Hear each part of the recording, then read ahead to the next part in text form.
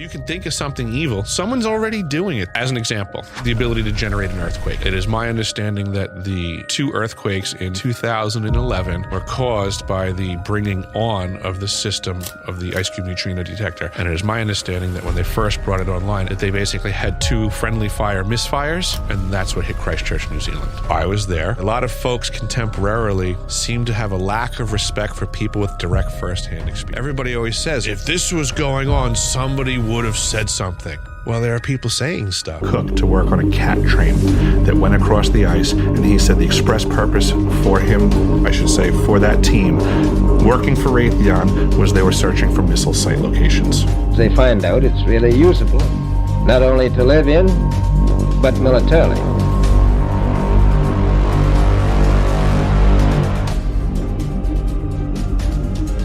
The whole idea of this being demilitarized is a load of baloney. But strangely enough, there's left in the world today an area as big as the United States that's never been seen by a human being. And that's beyond the pole, on the other side of the South Pole, from Middle America. And I think it's quite astonishing, because the government has really become interested. I tell you one reason they're interested. It's by far the most valuable, important place left. Having looked backwards, I question the proximity that I was to them. I may have been some sort of unknown asset, is my suspicion. The type of clients that I had are not the type of people that when they get a leak under their sink, they go to the yellow pages and check for the local plumber. You know, fun facts and strange facts about Antarctica, okay? It's a desert, driest continent on the planet. Very few people live there, 140 permanent residents. It was discovered recently in 1820 by Russian expedition. No country owns it. It wasn't named until 1890s. Mostly ice, 90%. Holds most of the world's fresh water, 60 to 90%. It used to be as warm as Melbourne years ago, 40, 50 million years ago. I don't have a fear of death because I don't think death is the end of anything.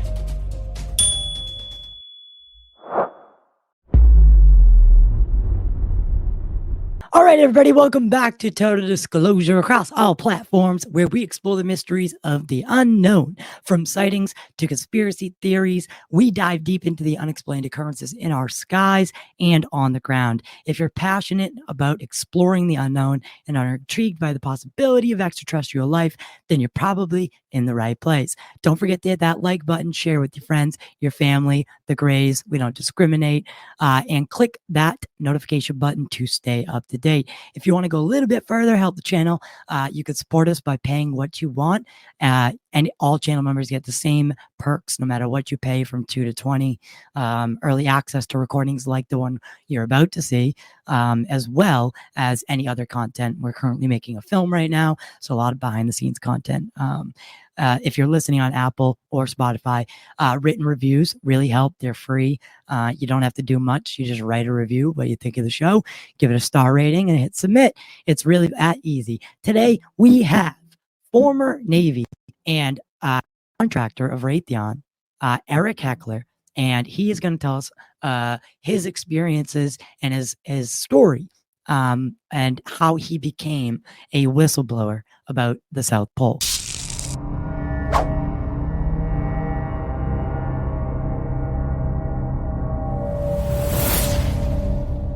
Here is Mr. Eric. Thank you for joining me, by the way. Thanks for having me. It's been in the works for a while. I remember the first time I messaged you, you said, do your homework, get back to me. And then, I went and did that homework. I really, I appreciated that you said that, because I can only imagine coming out on a platform like, because Dr. Greer does draw attention, and he does draw the community's eyes, whether people want to believe it or not. So you came out on a big stage, and you didn't have a lot of time to speak. There was a lot of people, but how did you become involved in that process? I want to start there, but then go into your early life. So I do want to touch base on how that came to be. I guess I'm going to try to gather, I guess I never really thought of it that way. Like, how did I get involved?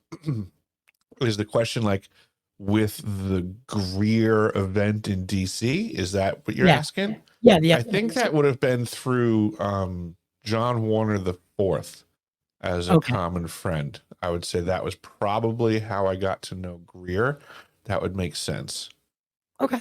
And then so it was after, you're here because, and what I think really is commendable about your story is that you're here for your crew, not just you.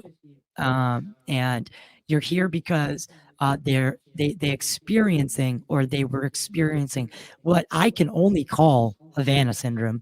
I mean, it with what Dr. Gary Nolan. I mean, I'm sure you've been I'm sure you know who Dr. Gary Nolan is. Yes, He's the name studied rings it. a bell. Yeah, I don't yeah. want to pretend that I'm versed in his information, but I'm familiar with him and his work.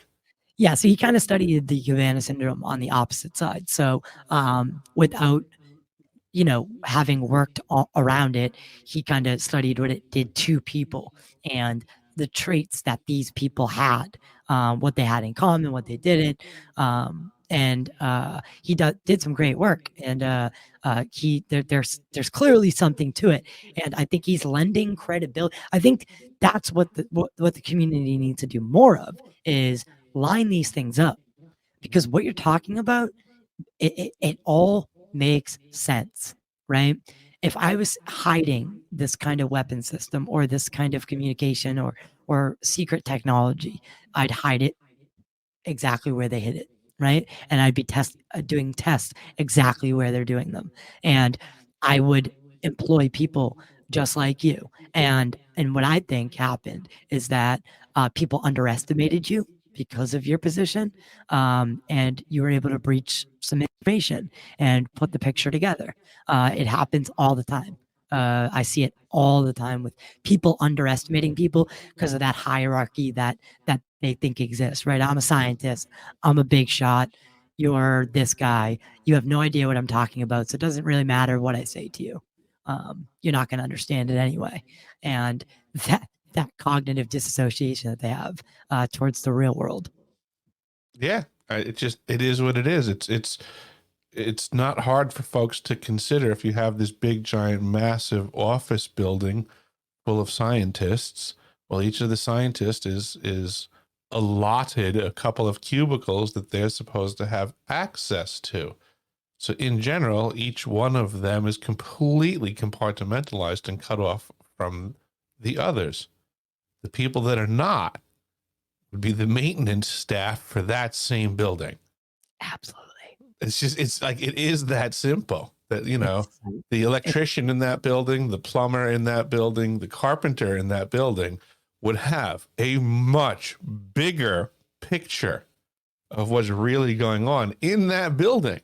Yep. Than any of the individual scientists. If you go to any building, I go to buildings I go to buildings that are highly secure on a daily basis. On a daily basis, I'm in places like Moderna, right? Places like just really, really, like the John Hancock building. Half the companies there. I live in, so I'm in the Boston area, and the maintenance staff, they are what the building doesn't run without them.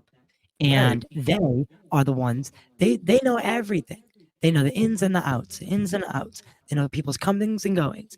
They're there more often and they're more consistent. It's just how it is. And I think your story is really unique because of how you got there. So I want to start with your early life. You grew up in Long Island, but you grew up in a unique place, a very unique place. So I wanted to start with who you grew up around. Anyone in particular? I mean, it was a melting pot of life. I mean, you grew up in a college town. Let me get my words. So I'm sorry. The town was called. It was I just had it on the tip of my tongue. It's in here somewhere in my notes. But what is it? Tittleton? Oh No. no. Where, What did you come up with? what's a town that you grew up in? And it was I- it has associations with Project Paperclip, Operation Paperclip.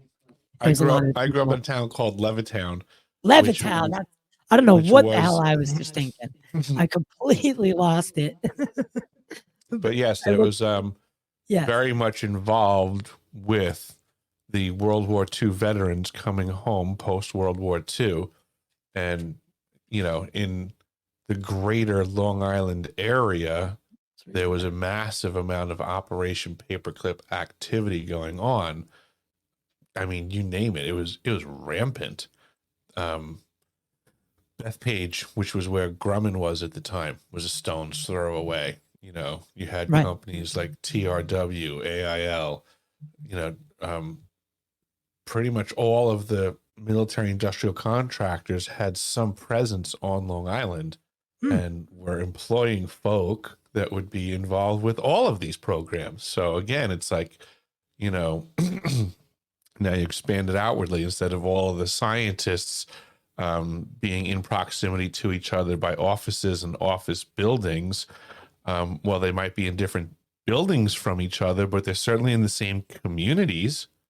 They're just spreading everybody out and diversifying the load a bit broader spectrum. But for all practical purposes, everybody involved in the Long Island military industrial complex was just shuttling back and forth to work for their little rat wheel cog in the military industrial machine. They were, that's the industry here. Right. Whether Well, you I work mean, for Sperry Electric or, Grumman or. yep, absolutely, absolutely. But and I mean, growing up in that area, in such a concentrated area, like you said, everyone got their hands in that area. Did you ever see things? Did you ever experience things that started to open your mind and make you wonder, are we alone?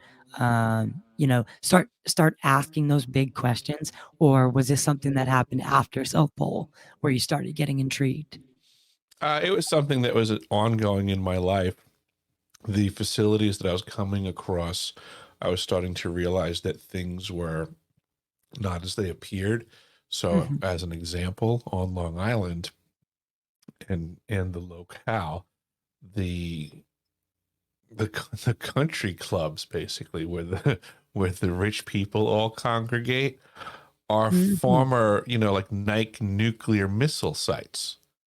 So they're fortified. Yeah, it's like this is just a part of history no one really discusses. So it's no longer a nuclear missile site for the defense of we the people. That got shut down. But now it's a country club.